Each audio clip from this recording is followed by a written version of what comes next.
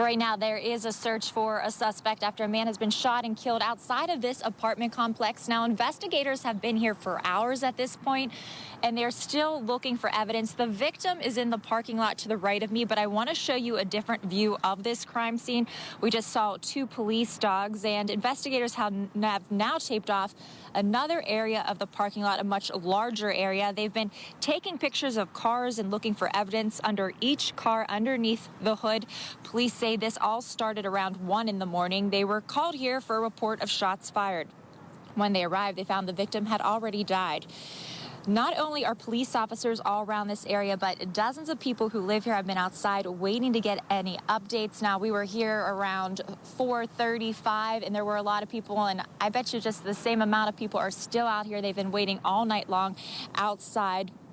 Now, the crime scene unit and the coroner are still on scene, and although no one is in custody, police say there is no threat to the public. Reporting live in Burnsville, Ashley Zilka, 5 Eyewitness News. Hey, Chris, this is still a really active scene behind me here. And here's what we know so far. A sergeant did confirm to us this is a shooting scene. 1 person was shot and that person was taken to the hospital. But again, crews are still out here investigating exactly what happened. So we don't have much more information beyond that. We do know this gas station, this BP gas station, is roped off in caution tape. And police are still out here. They're collecting evidence and talking to people and trying again to figure out exactly what happened at this gas station. We can see a couple of vehicles are still parked here. We don't know to what extent these vehicles or the people in them were involved in this shooting scene. But again, we are still working to learn more details about what happened here. We know it started about an hour ago, at least an hour ago out here this morning. So before 4:30 a.m., police have been out here since then. And again, once we do get more information, once we get another update from the sergeant on scene, we'll be back with more information. For now, we are live in St. Paul. Alex Jokic, 5 Eyewitness News. We do want to check in with our Alex Jokic. She's live in St. Paul with the mess that we all have to clean up today. Boy, oh boy, Alex, it's really coming down. It is rough out here, you guys. You know, it looks beautiful, but I am definitely getting pelted in the face with snow, so it's kind of hard to keep my eyes open. Fair warning for this live shot. This is definitely the heaviest snow that we have seen all morning long, and actually earlier this morning when we got out here, this trailhead was totally cleared of snow, so let's take a look and see how much snow we've gotten here over the last few hours. Looks like we're getting close to about 3.5 inches there, so that is a lot of snowfall to get since the start of our show. Again, probably within just the last 3 or 4 hours, we've gotten 3 inches here in St. Paul. And one of the big concerns this morning is exactly what to do with all of this snow as people plan to shovel and snow blow it. You can see huge mounds of snow from all of the storms we've gotten earlier this month. Again, we're looking at potentially the snowiest February ever here in the Twin Cities. So massive mounds of snow all over the place. And again, this snow is still coming down and very, very heavily right now. You can see not only are the streets and the sidewalks coated in a fresh layer of snow. It appears I am too. My scarf is coated, my hair is wet, my face is dripping, and I've learned a valuable lesson this morning. Next time that I do snow coverage, I will wear waterproof mascara. Back to you guys. Good morning, Matt. Yes, they opened up very early. It says 7 o'clock on the door, but they opened up at 4:30, and we have a special guest joining us this morning, Tess. She is a lab, and she has been greeting people at the door. Hello, she's a very good girl. And yeah, she's been doing a great, a little scared of the camera there, but hey, she's still on the show. Now, yeah, they've been very busy all morning here at Big B's, and fishing is, of course, big business in the state of Minnesota. In fact, the DNR estimates $2.4 billion in direct retail sales is generated annually. That ranks Minnesota 3rd in the country in that category. Now, here at Big B's, they have been waiting anxiously to get the season started. The owner, Brian, tells me that they, like many other shops, lost out on a whole month of business with the winter-like weather in April. But with bait shortage concerns for some, Brian told me he did his own trapping to make up for it. But on a day like today, they'll do a lot more business than usual, and he predicts complete chaos here for the entire weekend. There's plenty of new entertainment this year. You know, the carnival actually attracts nearly 250,000 people a year. I'm here with Mike Appleton. He's the president of the St. Paul bouncing team, and you guys have been busy all morning. Tell us about this team here. Well, you know, the team's 130 years old. Now, we haven't all been on it that long, but it's one of the oldest traditions in the St. Paul Winter Carnival. And, you know, a big part of the Winter Carnival for us is we have our tryouts each year. So on Friday, February the 3rd at 6 o'clock, we have open tryouts for girls to try out for the team. Awesome. You are welcome, by the way. Oh, gosh. You're welcome, by the way. We're also looking for some guys to join the team if you'd like to have some fun with us and throw some girls in the air and participate in events we have throughout the year.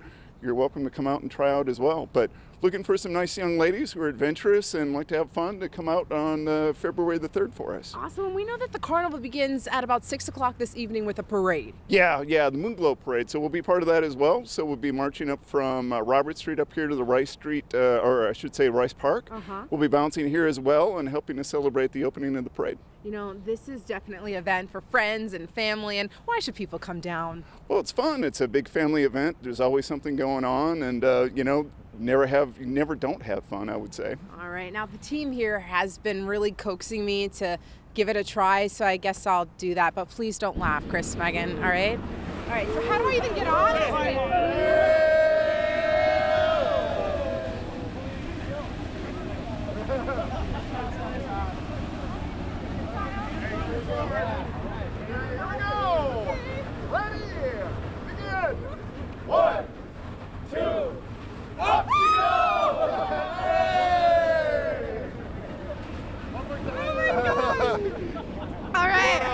Yeah, that was fun.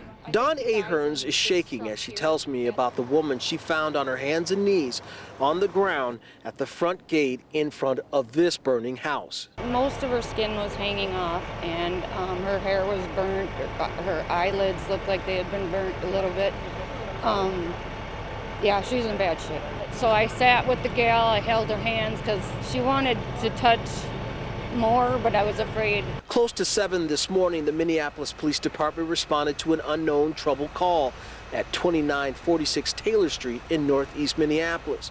When they got to the house, they found Dawn with the woman across the street from the burning house. Another officer that was responding to the scene located a second person on the 900 block of 29th Avenue Northeast. At this time, we believe that this male that was located, who's also an adult, is the suspect in this incident.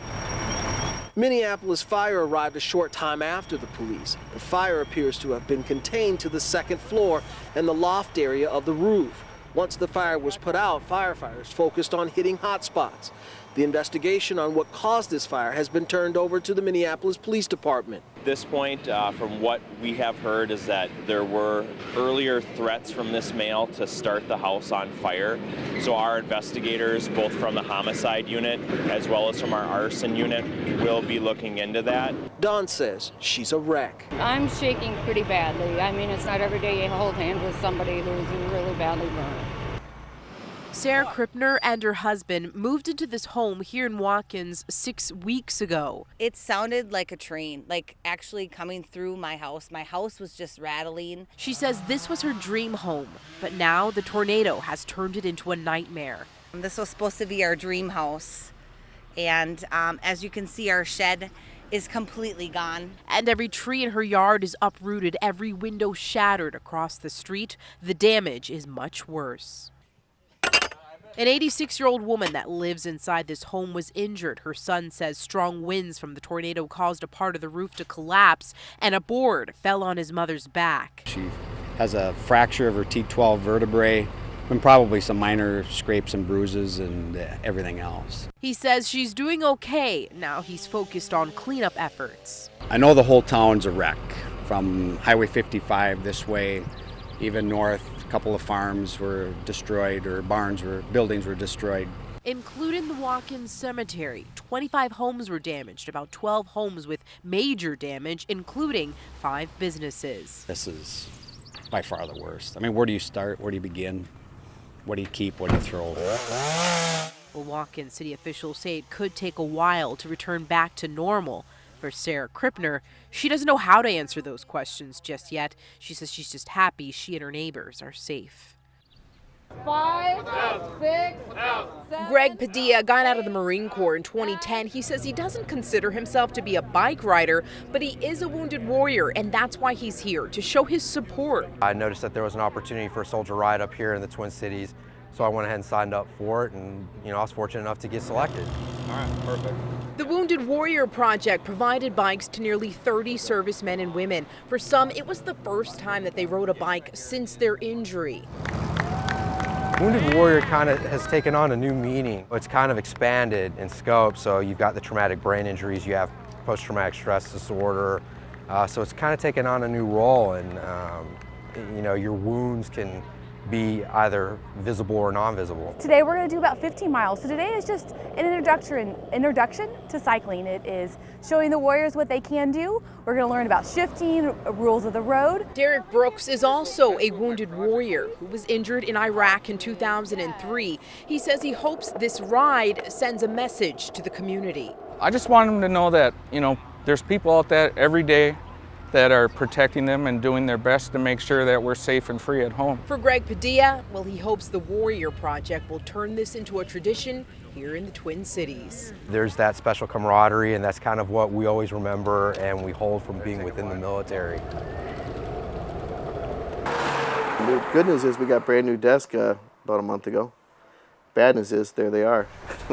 Just hours ago, a 4-alarm fire threatened everything Tim Laurent worked hard for over the last decade, leaving his office badly damaged and his shop destroyed. It'd be his fire sale, I guess. Facing his biggest challenge yet, Laurent says the community is already stepping up to help. We have a lot of people asking what they can do, from a large, people are just calling in. I said, well, the best thing to do is, anyone looking for a car? Now's the time. Firefighters tried to battle the flames away from the office and the dealership's cars, but Laurent says 5 were damaged, including this one, now a total loss. Unless you're looking for it. It's a traded-in Audi left in the shop that Laurent believes started the late-night fire. Maybe that's where they traded it in. Makes sense.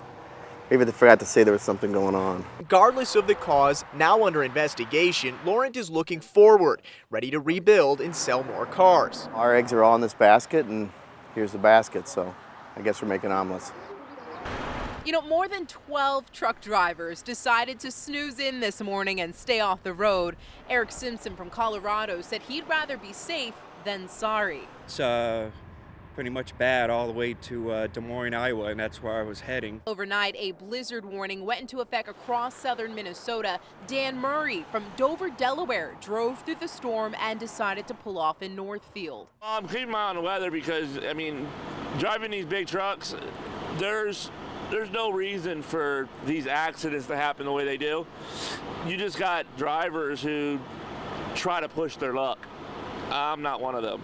This morning, MnDOT officials lifted a no-travel advisory, but they're warning drivers to slow down and be cautious of compacted snow and icy patches on the roadways. My company, they just tell me to shut down, so it's not worth driving in this because it's really easy to flip your truck in this type of weather, especially when the blizzard comes this afternoon, and there's going to be 30 to 40 mile-per-hour gusts on ice. As Faribault residents dig themselves out, Jeff Hubner from Pipestone said he knew the snow would hit hard in southern Minnesota, and he's sure the metro area isn't green with envy. I'm from Pipestone, Minnesota. I called my wife, and we didn't get anything last night. Looks like we got it all right here in Faribault. How long were you guys out here for today?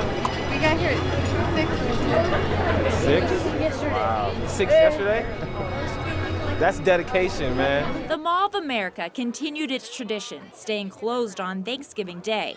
But when 5 a.m. hit on Friday, all bets were off. My wife's been doing this for 30 years, and I thought I'd finally break the ice and join them. Lines of people were greeted by Santa and his elves as they came through the doors of the nation's biggest mall. I have one daughter. This is her day of the year.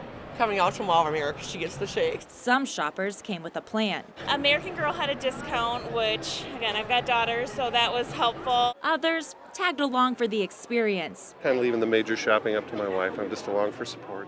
She's in charge. Always. And a popular destination for shoppers, the mystery gift scratch-off. Yes! Kitchen! KitchenAid mixer. That's the gift that keeps on giving. I won a Kate Spade purse. A successful day for many families, and a memorable one too. PS4. It's something that no matter like how much fun we have on Thanksgiving night, we're always here at the Mall of America the next day. Reporting at the Mall of America, Ashley Zilka, 5 Eyewitness News.